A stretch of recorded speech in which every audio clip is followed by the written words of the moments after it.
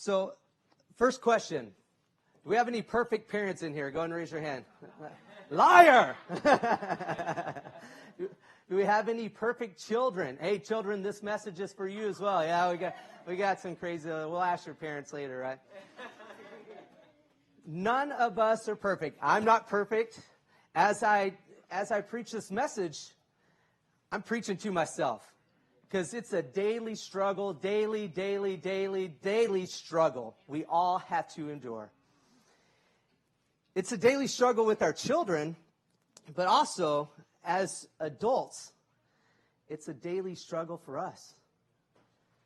Jesus says to take up his cross and follow after him. But yet, what do we want to do? We want to turn and do our own thing.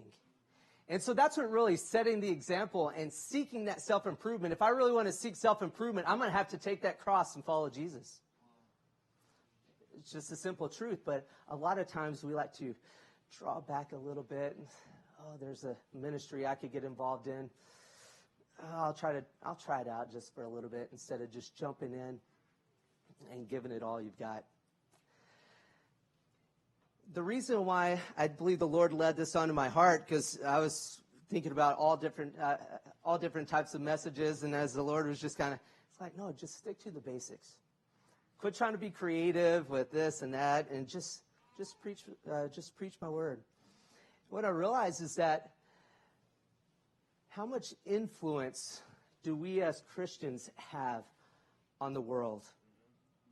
It's diminishing tremendously. Diminishing.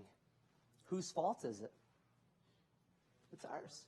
Maybe the generations before us, slowly let the world kind of creep in and take over. I mean, in the 1960s, John Dewey led a bunch to take out prayer, take out Bible reading. And then you see the trickle-down effect where you can't even hardly tell a kid no.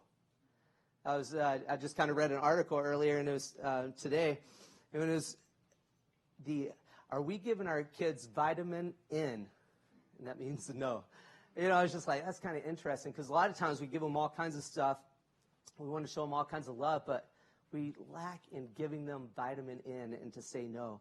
And so as we lack influence in the world, we wonder why things start going downhill so quickly. We wonder why abortion is just so prominent, and just all the things. We can go sin after sin and society after, you can go across the board. Just think about the Israelites. When they followed after God, the Lord was blessing. When they stopped following after God, what happened? He's punishing them. So let's grab our Bibles and go ahead and turn to Daniel chapter 1. I'm going to kind of go through an exposition of this. Brother Josh told me that I had to do a 29-point sermon to make it really nice and long, but I will save you the hassle, the trouble. And we're going to go through Daniel chapter 1 and pull some insights out of it. A lot of you have probably read, if you'd like a Bible, go ahead and raise your hand. A lot of us have read this many times, probably have studied it and looked at it. But it's okay to go back to the fundamentals a little bit and kind of go back to where we should be. So historically, what we see here is King Nebuchadnezzar has come in. He's the king of Babylon, the Babylonian Empire, and he comes in and he takes over the Israelites, Judah. And at this time, in verse 1 and verse 2, you'll see that Jehoiakim, he did not seek after God. He did not seek after God. And so you wonder why the Babylonians came and took over. Before him, he had a brother that was in charge. The Egyptian Pharaoh came. You can read about this in 2 Chronicles. The Pharaoh came in and took his brother out. Before him was Josiah. So his father was Josiah, who followed the Lord. And you can kind of see Josiah follows the Lord, and then it went to the next generation. The next generation didn't follow after the Lord, was taken out, and now the brother comes in, and now the Babylonians come in. So God's going to he may use evil to squash an issue. And then what's unique is that through the trial, he's going to bring somebody powerful up. You kind of think about Gideon or many of the judges that we read about. And today, Daniel, Shadrach, Meshach, and Abednego is an example that we can follow. I'm curious if they thought so many years ago that their testimonies would be taught today. It's kind of interesting to kind of think about. Maybe one of your testimonies will be talked about years to come. It very well could be, if you follow the Lord. Some of these principles are spot on. So in chapter 1, verse 1, it says, In the third year of the reign of Jehoiakim, king of Judah, came Nebuchadnezzar, king of Babylon, unto Jerusalem, and besieged it. King Nebuchadnezzar, see, imagine you're a king. Obviously, we don't really think about it much today. It's more of like a government influences kind of. But imagine being a king back then and coming and taking over a land, besieging a land. How? Obviously, they didn't kill everyone.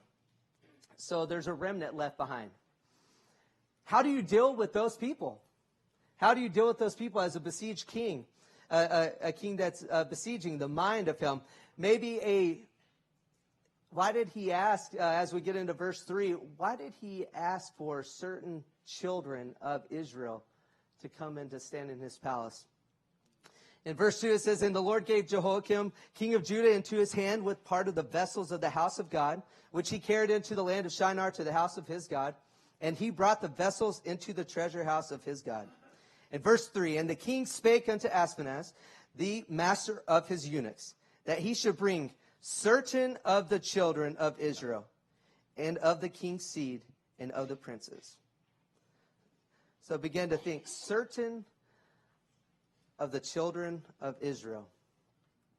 Children, I ask you today, would you be one of those certain children that are asked? You see also there it says, children of Israel and of the king's seed and of the princes. So, parents, are you raising your children to be the certain ones that would be chosen?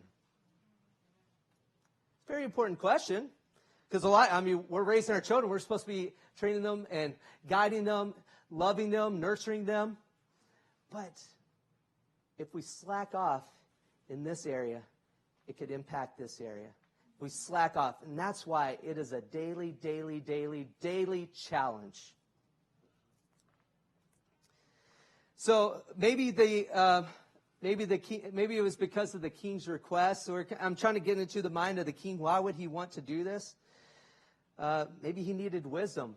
Obviously, you take over another culture. Say we took over, let's just say Mexico because it's close. Say we came in, we took over Mexico. Obviously, they have a different culture, a different society, a different way of doing things. They have different laws. And now, if you're the king over this country as well as Mexico now, per se, how are you going to use influence? And if you allow the leaders that are there at that time to maintain somewhat control, then your influence diminishes. So you can kind of see, so he's looking, he's like, all right, so how can I go about doing this? So if I get some young men, some of the children of this country, and I'm able to train them right, give them healthy foods, I can teach them, they can teach us their language, they can do all these things. Why is that important? We learn that King Nebuchadnezzar eventually, as you read through the book of Daniel, he's very emotional. Very emotional. He went up and down whenever Daniel disavowed his order. What happened? He sent him to the lion's den. And Shadrach, Meshach, and Abednego, they didn't want to bow down to the golden image. What happened to them? He throws them into the fiery furnace. So, and then afterwards, he's like, wow, it's a powerful God each time. But yet, so he saw a powerful God, and then what would he do? He'd turn away. He's basically kind of a picture of the world, in a sense, a picture of the Israelites. Verse 4, this is where it gets to the crux of the matter here. Children, in whom was no blemish, but well-favored, and skillful in all wisdom, and cunning in knowledge, understanding science, such as had ability in them to stand in the king's palace, and whom they might teach the learning and the tongue of the Chaldeans. So if I'm a young kid, I believe that, the age range for Daniel and these young boys that we're about to read about, they're probably 10, 12, 13, something like that. That's asking a lot of them.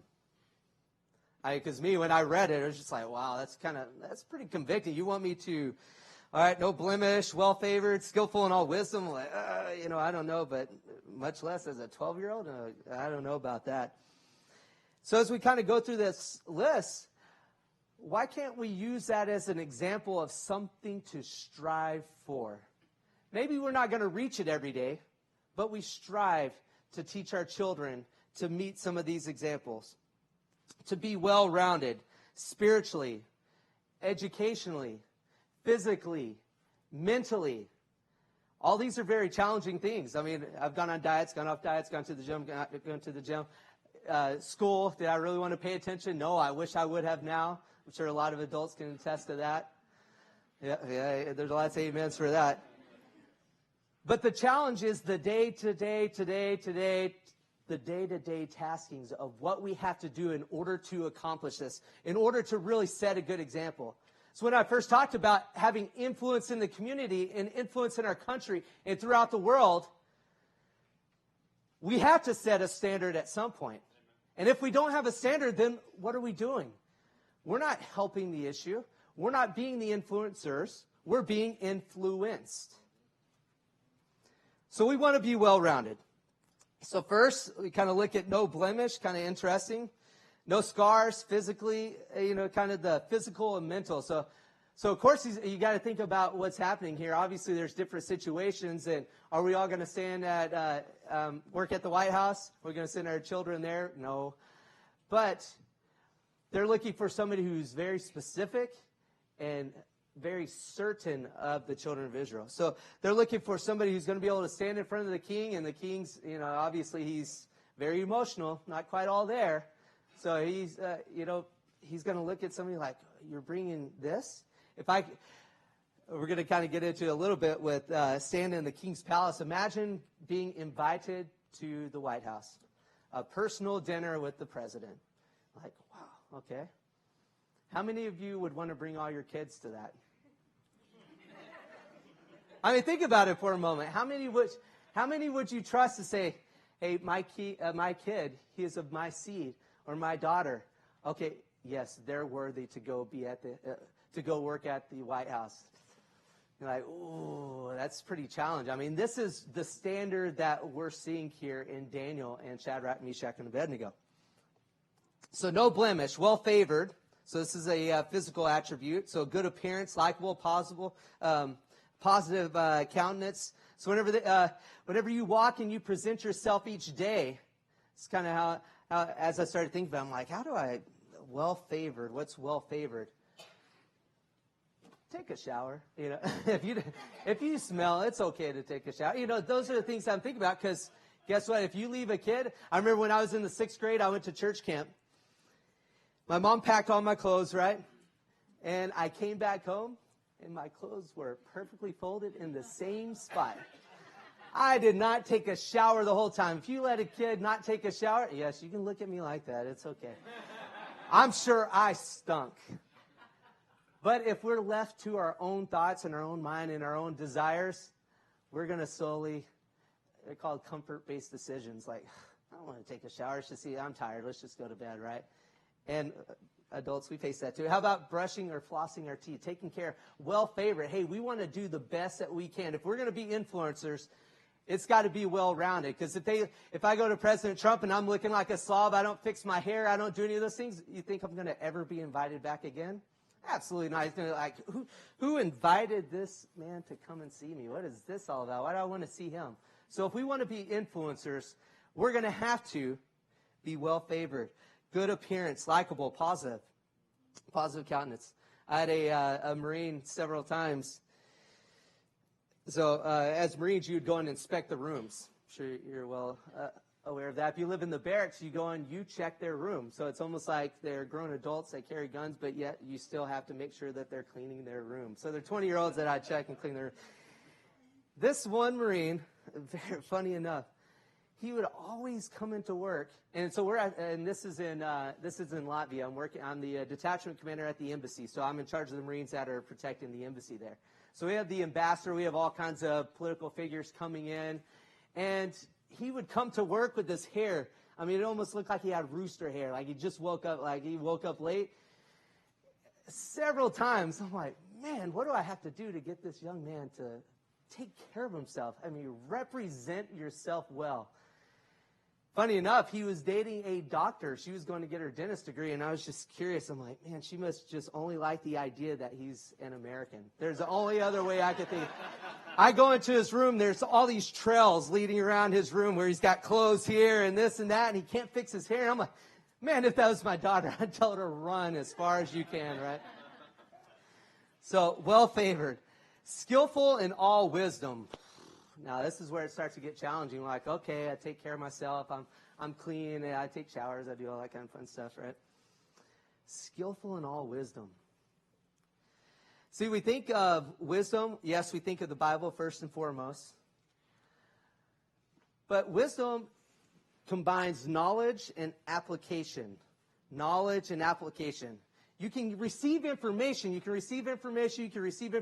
But unless you apply it, it's not going to happen. Very simple. And then once we apply it, we have the information. Then we apply it. Oh, that's how that works. And so when we think of wisdom, we think of knowledge. Knowledge just isn't in the Bible. If I go to a plumber, I know nothing about plumbing. Brother Doris and Brother Luke were helping me at my house. Know nothing about it, and they're teaching me as we go. But, Brother Luke, does it tell you in the Bible how to be a plumber? It doesn't. But that's okay, because it's part of society and who we are. So with wisdom, being skillful in all wisdom is being knowledgeable in many areas. Being very skillful, being the professional, being the best that you can be in your position. Being skillful. Being knowledgeable isn't just enough. Application is key. And I would say as far as being well-rounded, it's being educated and being spiritual. Next, we have cunning and knowledge. Cunning and knowledge. So you kind of look at it like, all right, what's cunning? That can kind of be a deceptive type word, but experience, well instructed in information. So that's like being mentally stable, educationally, spiritually. Kind of look at, it's applying a little bit of the skillful in all wisdom to the cunning and knowledge. Understanding science. So now whenever, as Brady gets older and he starts asking science questions, I'm just like, I did not do well in science. Let's just start there. I don't know if anybody else, some of you may have, but what I like to call some of the questions, some get that way with math, but it's intellectual constipation. As it starts to kind of come in, you're like, hold on, you're feeding this information to me, and I have no clue. Like you start talking about electrical and how it works, and the plumbing aspect, all those things. I'm just like, oh my goodness, how do I go about this knowledge? How do I apply it? But these young boys, remember, we're talking about young boys like 10, 12, 13 years old. Cunning and knowledge. So very well experienced. They're about to stand in front of the king. Understanding science. So science isn't just science in the chemistry standpoint, but it's learning how things work. Understanding how to operate a vehicle, per se. Teaching the basics of life. Helping them to, if a teenager doesn't know how to drive a car, I was teaching Brady on the way here how he looked over at the gauge and said, what are RPMs? It's like, oh, okay, this is a good learning experience, teaching them about a little bit about science, how things work. And so we went through that, and then we transitioned into brakes and how brakes, because we had to slow down for the stoplight. And so use every opportunity, parents, to teach. Being skillful or understanding the science, skillful in wisdom, cunning in knowledge. Stand in the king's palace. Now, this is where it starts to get fun. As a parent, I can't imagine my children, some of them, going to, and I won't say names because they may be in here, but sending them to the White House and me not going with them. I'm not there. Now these kids are about to have to stand up in front of the president and present themselves in all these areas. Like, wow, that's a tall order for a parent, right? It's a tall challenge.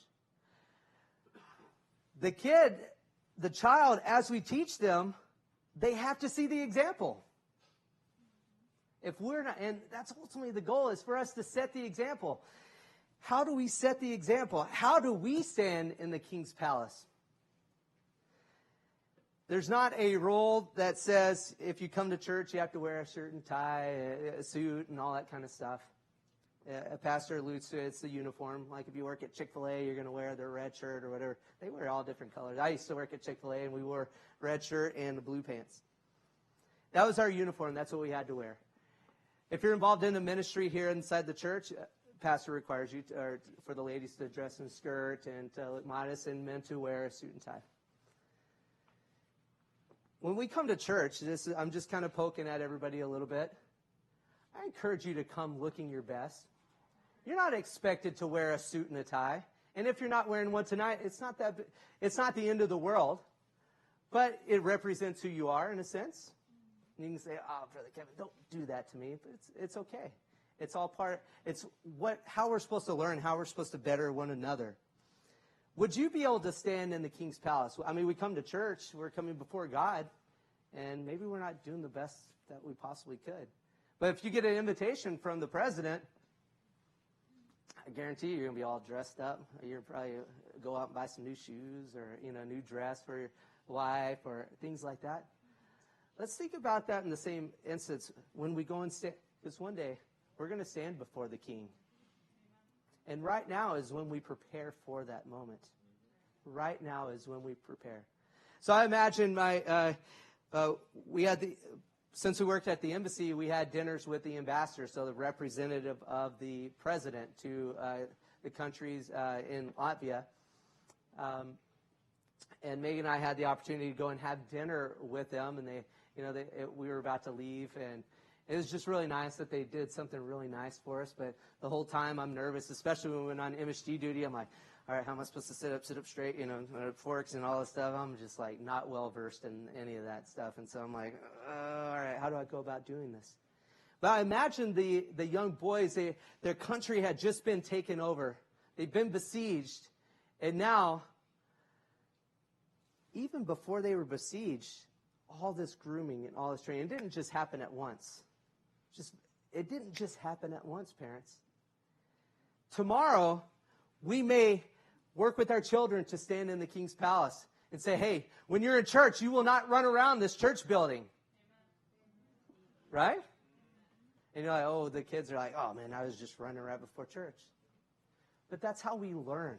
That's how we learn. We need to set the example, set the standard, parents. If you see a kid running around here, if you're at the White House, are you going to tell them, hey, whoa, don't be running around here, right? You're going to do those things. Let's do that as Christians. Let's set the standard. And then could teach their language.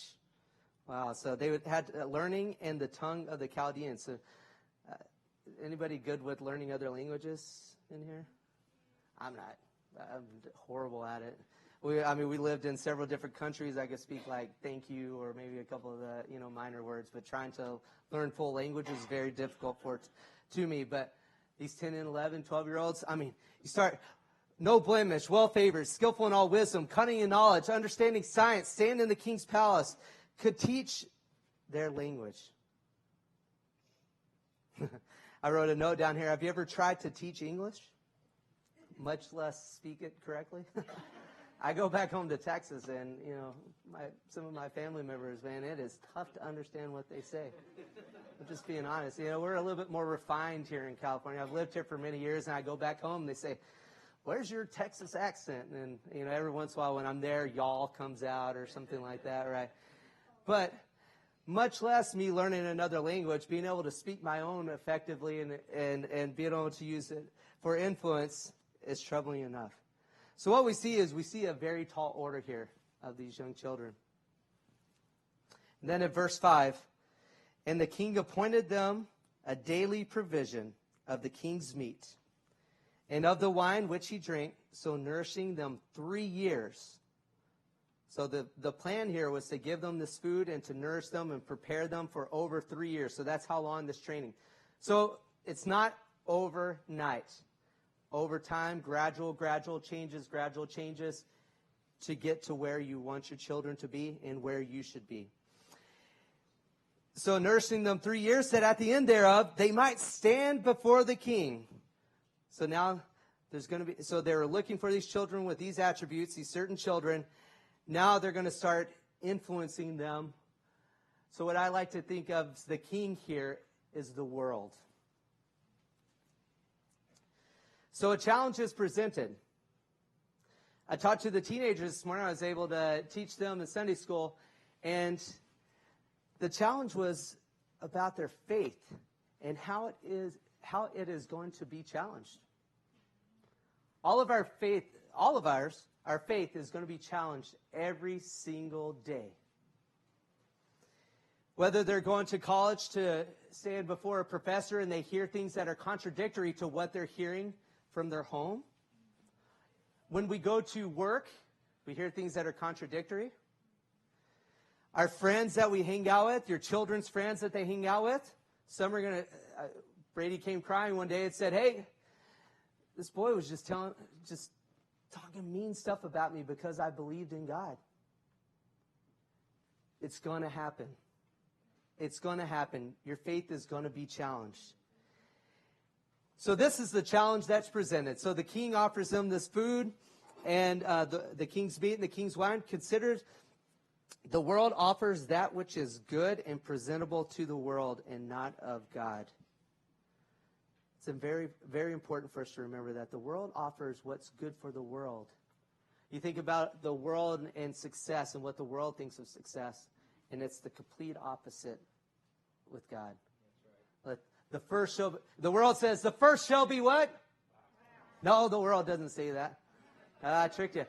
The world says the first shall be first. Yeah. What does the Lord say? The first shall be last, and the last shall be first. The world looks at the weak and they say, oh, they're just so weak. Imagine Goliath standing there in front of David. He's like, oh boy, here I come. I'm this big dude, right? And he's looking like a guy the height of pastor, right? You know, he's really short. And he's like, oh, this is going to be easy. You send this weakling out here. But yet he had so much strength and so much power because he had the Lord on his side. Nothing could stop him. Whereas the world, what would they think? They were the world at the time, right? They're like, oh, we can defeat you so easily. I'm Goliath. I'm going to laugh at you. And the world says, I'm going to laugh at you. Christians, you're weak. You're going to turn the other cheek. No, and what do they say? Oh, I'm going to punch. I'm going to fight. It's challenging. But it's important that we do it God's way and not our own way. And that's what we learned that Daniel and Shadrach, Meshach, and Abednego, they're about to get this challenge. They know what is right. What will they choose? And as we know, they choose God's way. Verse 6.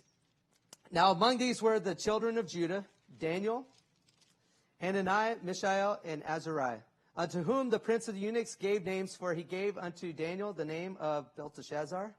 Daniel is a lot easier. And to Hananiah of Shadrach, and to Mishael of Meshach, and to Azariah of Abednego. So they changed their names. They're changing who they are. The world wants to change who you are. They want to give you a different name so you don't stand for God, who gave you the principles that your parents have taught you day in and day out. Through the study of the Bible, through the study of His Word. As you study, when you come here to church, you're getting fed, you're getting fed, you're getting fed. And then now, imagine being told, no, you can't do any of that. You can't believe that. I'm going to even change your name. See what's happening here? And then verse 8, this is where it gets really good. But Daniel purposed in his heart that he would not defile himself. He purposed in his heart with the portion of the king's meat, nor with the wine which he drank.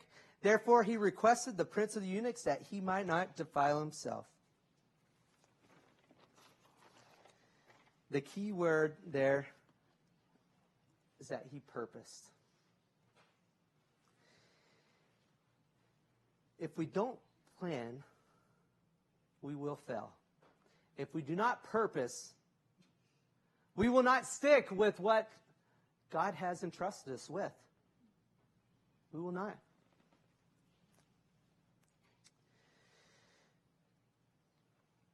Men, I encourage you. I'm encouraging myself in this too. Men, purpose to walk with God. Be well-rounded. Don't get stuck with where you're at. Be well-rounded. Set the example. Yes, I'm challenging you a little bit because I want to challenge myself. I want to be an example. I want to be a leader. God requires of us to be leaders. And if we don't stand for what's right, some other man will. And it may not be the man that we want to lead us and to lead our families. Set the example as a father, men. Husband, son, brother, worker, servant. Be committed. Steadfast. Set and accomplish goals. Not only for yourself. Once you start doing that for yourself, it's going to come natural for you to do it for your children. If you don't have a schedule for your day, it's a battle. I'm telling you, this is a battle for me. I'm sure it's a battle for you. I'm like, all right, Sunday I come to church and I pray and the pastor gives this good message. I'm like, all right, Monday's coming. And then by Saturday, what happens? All right, Sunday's here again. And I'm like, starting all over. I'm like, come on. I do this every week. I do this. It's a battle. That's what I'm saying. I'm not preaching just to you. This is to me. It's a constant battle. We must set and accomplish goals. Be the difference at home, at church, at work, and in our community. We need to be influencers. Ladies, purpose to walk with God. Be well-rounded. Set the example as mother, wife, daughter, sister, servant. Nurture your home. Let meekness be your strength. Do what you do best. Love. Your love is needed more than ever today. When we were in Yuma, Megan and I had we'd gone through 2 months of foster care training. And you hear, they do case studies essentially through the training, and you hear all these things that are done to these children by their own families. Not fed. Just atrocious things. There's around 500,000 children in the foster care system in our country. 500,000. That don't have an example. That don't have a father and a mother that truly care for them. The parents try, but just like as we struggle with our own issues here by trying to live the Christian life, they struggle with drugs and alcohol and all these things that we know is just bondage and sin. And if they would just turn to Jesus, life would get so much easier, so much more peaceful. And yet, because of sin, because of our lack of influence, these children are having to go through horrible things. Mothers, women, daughters, your love is needed. Teenagers, children, purpose to walk with God. Obey authority. I'm tired of seeing it. Not necessarily here in church, but just in the world. We've slacked off as Americans. We've slacked off as Christians. And we wonder why we're in the situations that we're in. It starts with us. It starts with us. Prepare to be the man or the lady God wants you to be. Use Sarah for an example because she was just playing today.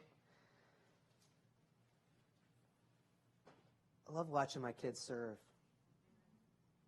And I encourage you to find ministries that you know that they could do well in.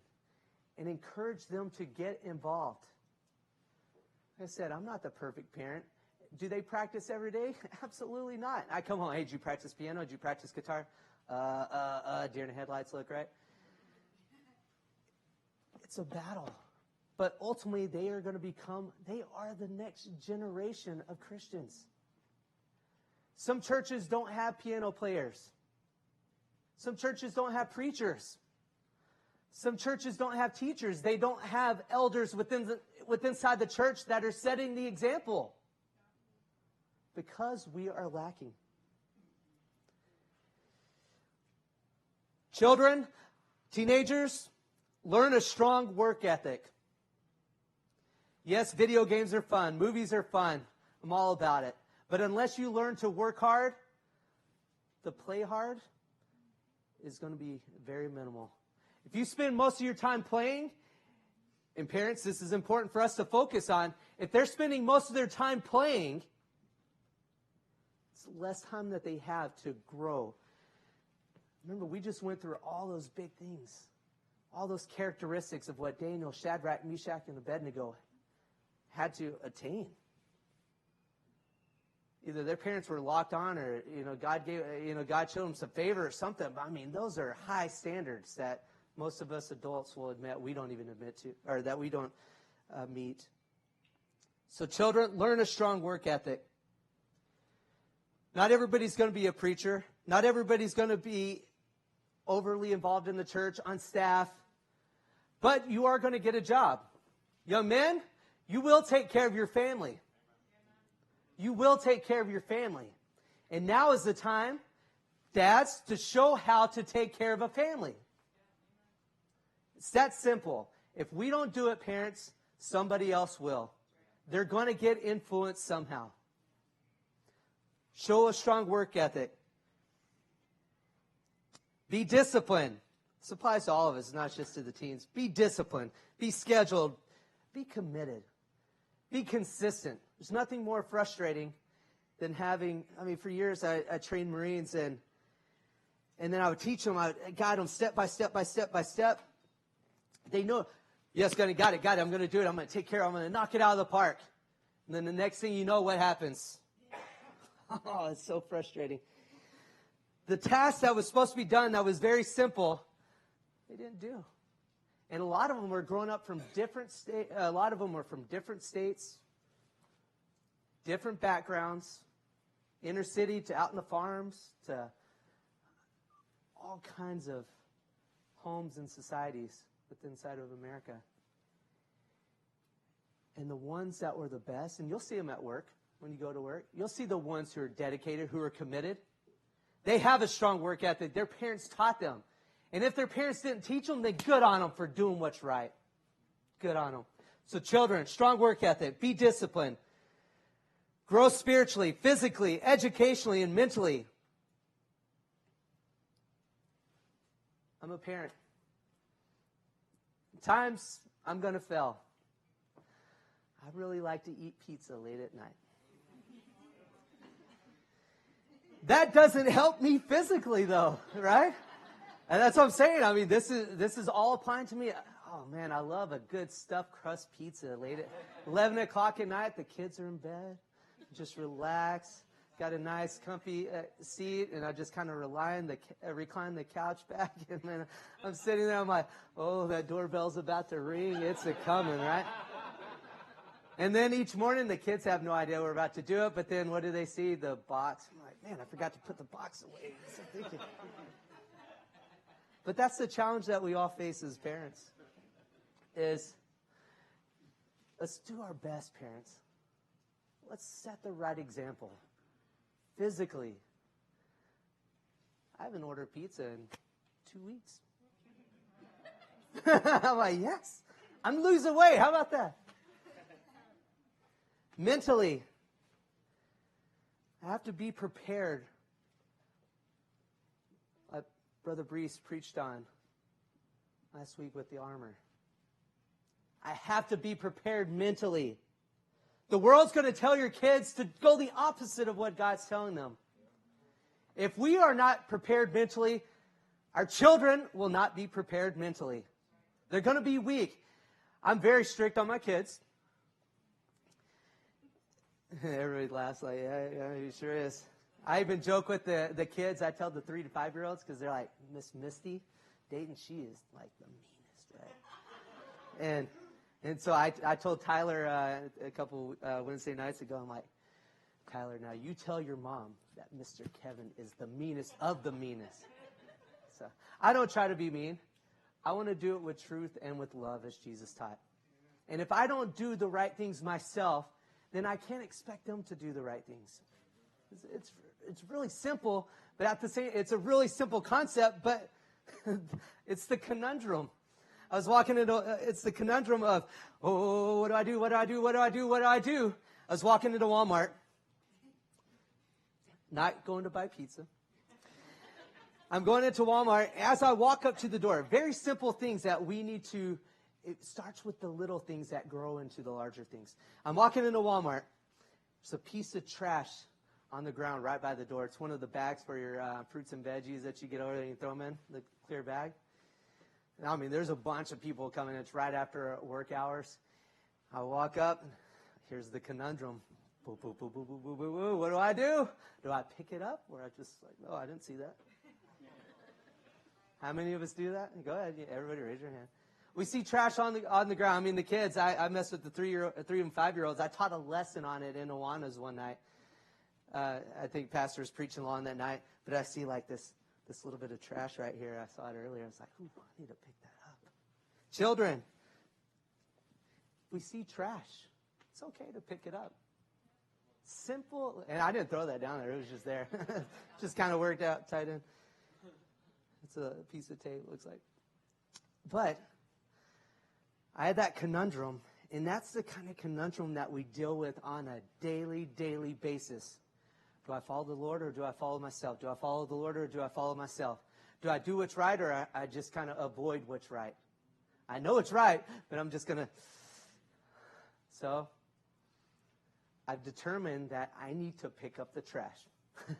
I picked up the trash.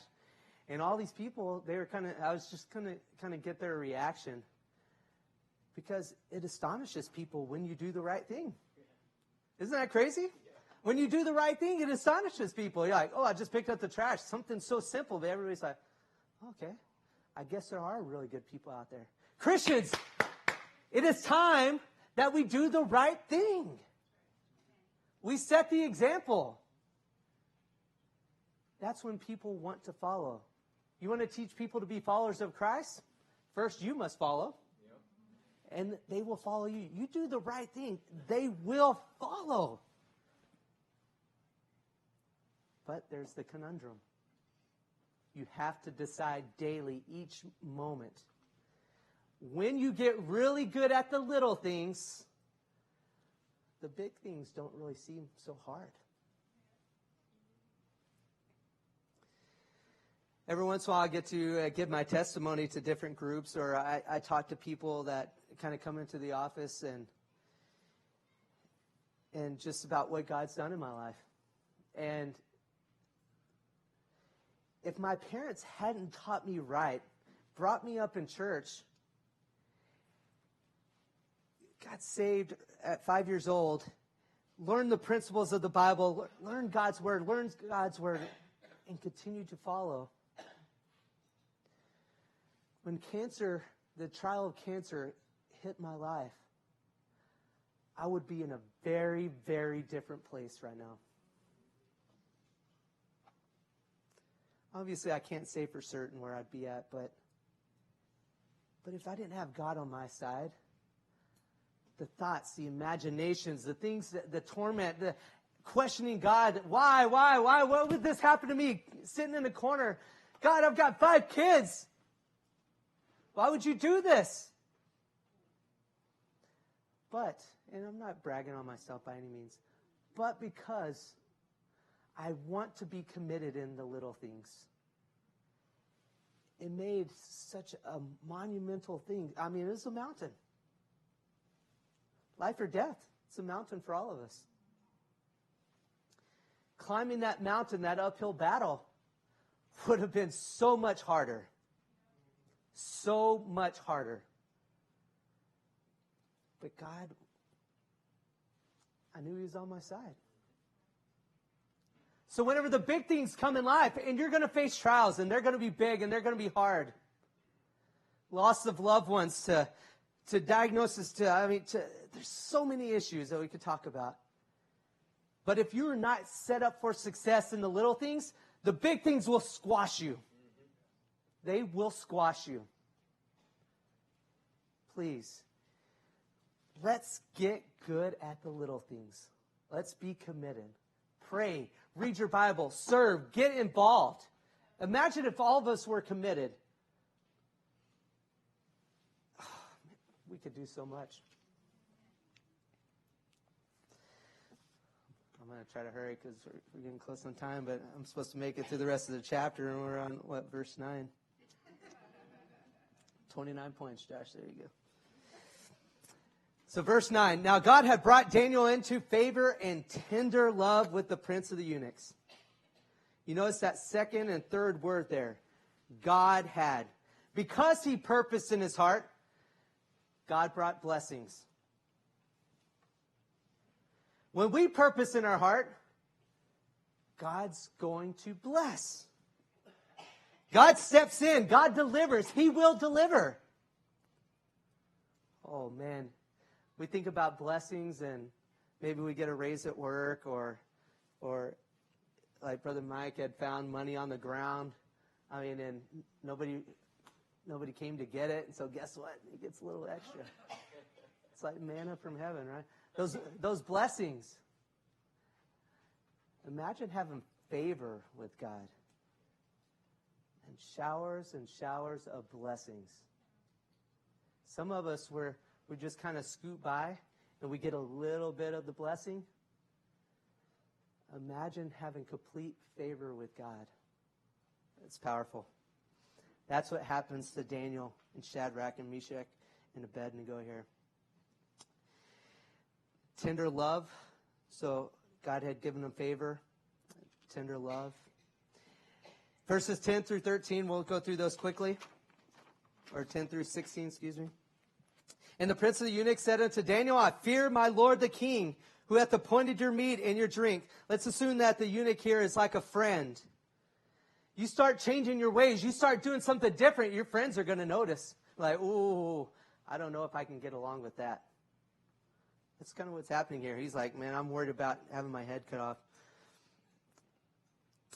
off. Daniel, I fear my lord the king, who hath appointed your meat and your drink. For why should he see your faces worse, likening than the children which are of your sort? The world's going to question you. Your friends are going to question you. Why are you doing this? Why are you different? Why are you acting like this? This is. What do you mean? Oh, you go to church and now you're going to have all these restrictions? But it's really the opposite. With Jesus comes freedom. With sin comes bondage. And it's hard for the world to really understand that. Those fun dichotomies. Verse 11, Then said Daniel to Melzar, whom the prince of the eunuchs had set over Daniel, Hananiah, Mishael, and Azariah, prove thy servants. Come on, just let us. I beseech you, 10 days. Just give me 10 days, and I will give thee pulse to eat and water to drink, and give them pulse, and let them give us pulse to eat and water to drink. Verse 13, Then let our countenance be looked upon before thee, and the countenance of the children that eat of the portion of the king's meat. And as thou seest, deal with thy servants. So he consented to them. He said, okay, we're going to give it to you for 10 days, and we'll see. But I'm not liking this idea. Give it some time. Be committed. Purpose in your heart. And guess what's going to happen? Try it for 10 days. I encourage you. Try a little physical fitness. Try to read a book that's going to be educational at night, outside of reading your Bible.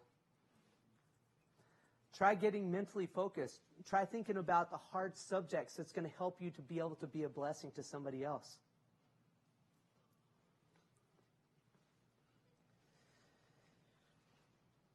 And of course, spiritually.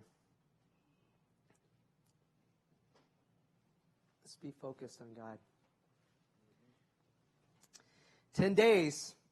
Try it for 10 days. You'll see a difference. Those around you will see a difference. So he consented to them in this matter and proved them 10 days. So he gave them those 10 days. And at the end of the 10 days, their countenance appeared fairer and fatter in the flesh than all the children which did eat the portion of the meat. So you remember at the beginning, certain children of Israel. So it's only the children of Israel that I want these certain. But not all of them went the way of David, Shadrach, Meshach, and Abednego. So you see the difference between the two. So their countenance appeared different.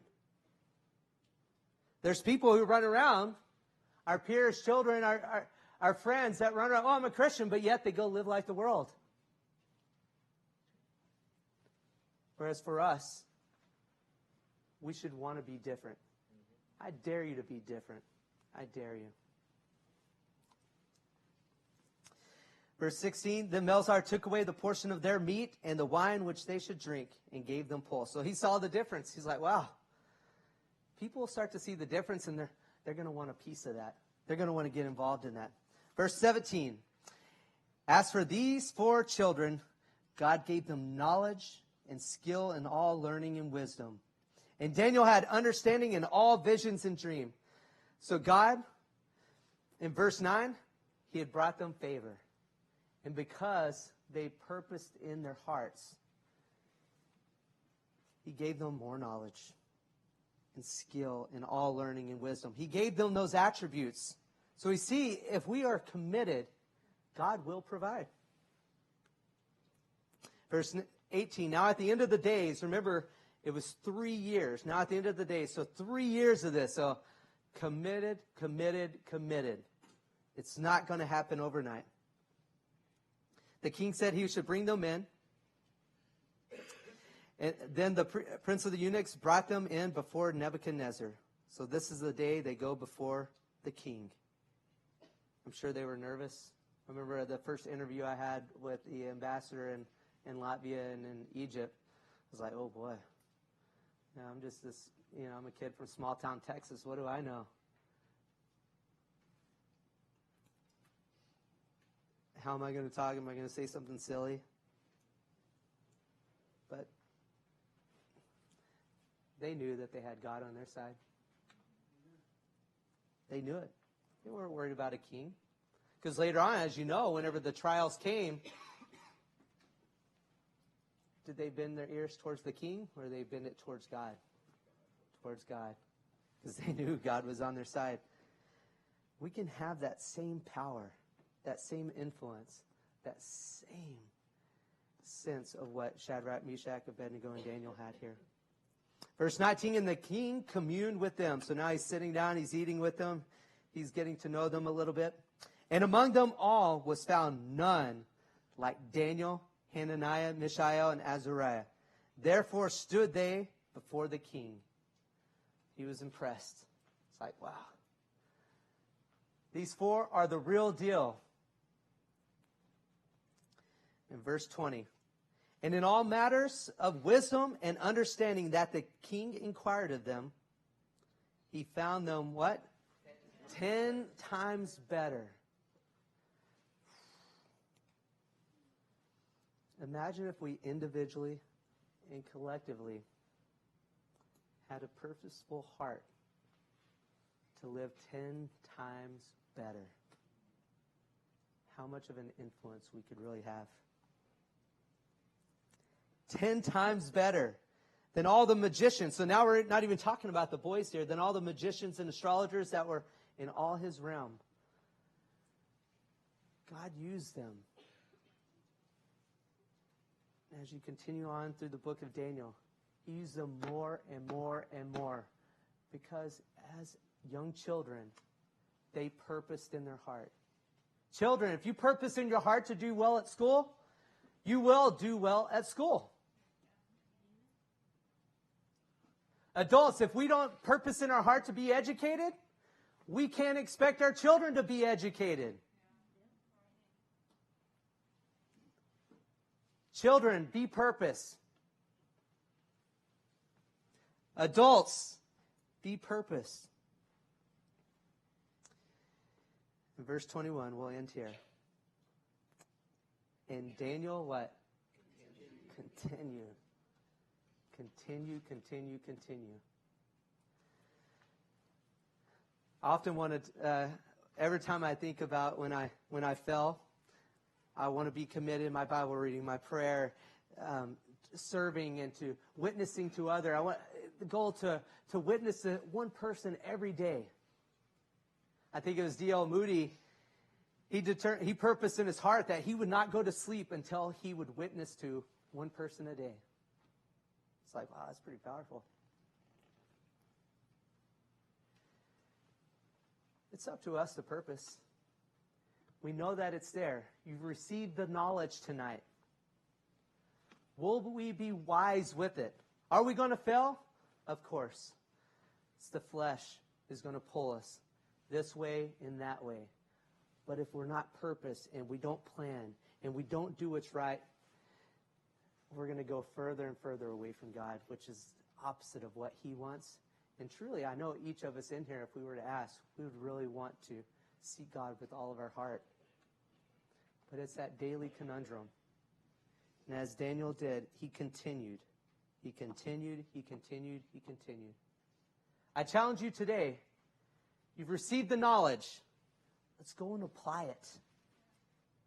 That's when we become wise. We want to help others. We receive knowledge. We apply it. God gives us wisdom. He gives us blessings. It's good to be in God's favor. It's really good. Let's pray.